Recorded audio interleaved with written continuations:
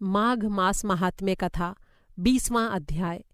इस अध्याय में आप सुनेंगे द्रविड़ देश के राजा चित्ररथ की कथा, चित्ररथ का अति विषयी और कामाचारी होना, भगवान विष्णु की आराधना और भक्ति करने वाले भक्तों को कठोर दंड से दंडित करना और मृत्यु के पश्चात राजा चित्ररथ की कर्मावली देखकर उसे घोर नरकों की यातना भोगने का आदेश प्राप्त होना।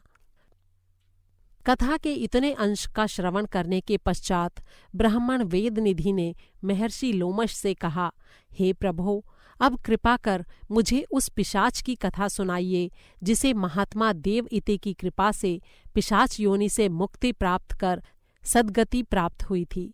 हे राजन, ब्राह्मण वेदनिधि की प्रार्थना पर महर्षि लोमश ने उसे निम्नलिखित कथा सुनाई।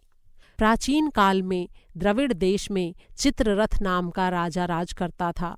वो संपूर्ण शास्त्रों का ज्ञाता, बड़ा ही विद्वान और शूरवीर था, लेकिन इसके साथ वो बहुत ही विषयी और कामाचारी भी था। हर समय स्त्रियों में आसक्त रहकर वासना में लिप्त रहा करता था। मंत्रियों और राजपुरोहित द्वारा कहे नीति व धर्म के वचनों की सदैव ही अवहेलना किया करता था।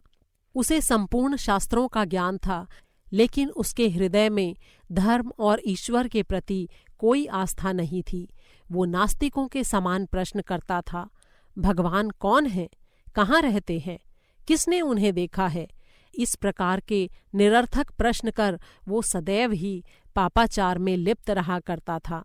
राजा चित्ररथ का अधर्मी एवं नास्तिक जीवन केवल इतने तक ही सीमित नहीं था, बल्कि वो भगवान का भजन पूजन करने वाले धर्मात्मा आस्तिक जनों को भगवत पूजा के अपराध में कठोर दंड से दंडित भी किया करता था।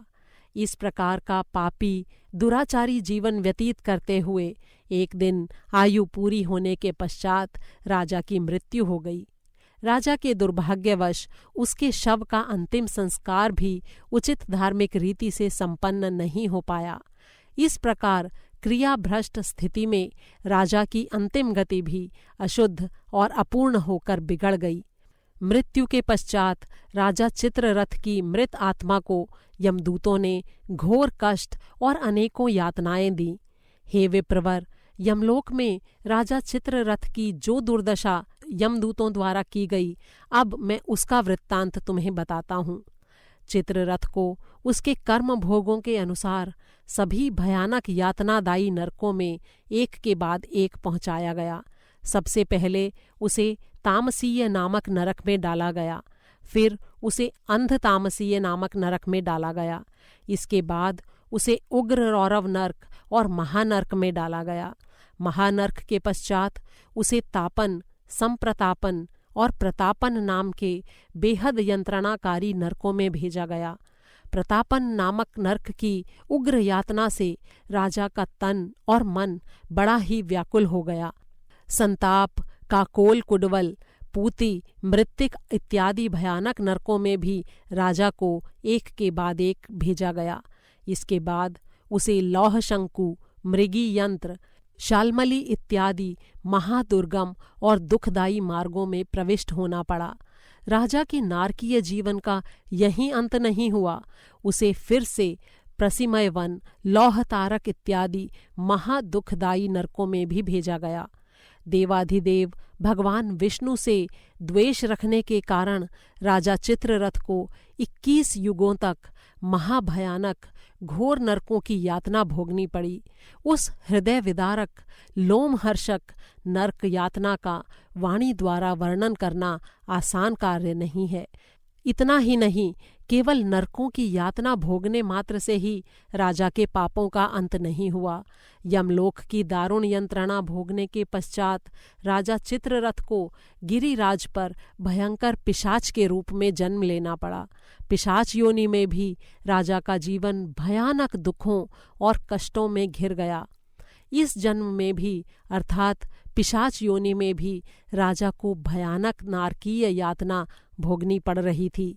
वो सदैव ही भूख और प्यास से व्याकुल होकर इधर उधर भटकता रहता था। सर्दी गर्मी की भी असहाय यातनाएं भोगता था। इस प्रकार इतना दारुण दुख भोगते हुए उस राजा चित्ररथ ने एक बार प्रश्रवण वन में प्रवेश किया। वहाँ वो एक बहेड़े के वृक्ष की छाया के नीचे बैठकर अपने दीर्घकाल से यंत्रणा भोग रहे दुखदायी जीवन पर विचार करते हुए, क्रंदन करते हुए चीखने लगा, हाय मैं मरा, हाय मैं मरा। इस प्रकार दुख से व्याकुल होकर चीखते हुए पिशाच देह वाला वो राजा चित्ररथ ये विचार करने लगा कि क्या मेरे इस पापी जीवन का कभी कोई अंत होगा? यदि इसका अंत होगा तो कब होगा और कैसे होगा? पापों, दुखों और असहनीय कष्टों में डूबे मुझ पातकी की रक्षा कौन करेगा? कौन मुझे इस दुखदायी हृदय विदारक जीवन से छुटकारा दिलाएगा? इति श्री माघ मास महात्म्ये भाषा टीकायां विंशोऽध्यायः संपूर्णम्। 20वां अध्याय समाप्त हुआ।